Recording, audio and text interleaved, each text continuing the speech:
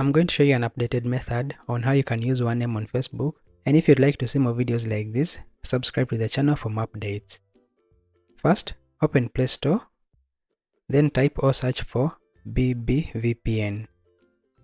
Once you find it, go ahead and install it. After installing, open the app, then tap Change VPN Server Location. From the list of countries, choose Indonesia, then select Jakarta server. After that, you tap Start to connect it. Once connected, open Facebook. You tap the three-line menu at the top left, go to Settings and Privacy, then select Settings. Under Settings, go to Account Center. From there, select Profiles and Personal Details, then tap on your Facebook profile. Next, you tap Name, then edit the first name to the one you want to appear on your profile. For the surname, you tap the spacebar once, then click Review Change.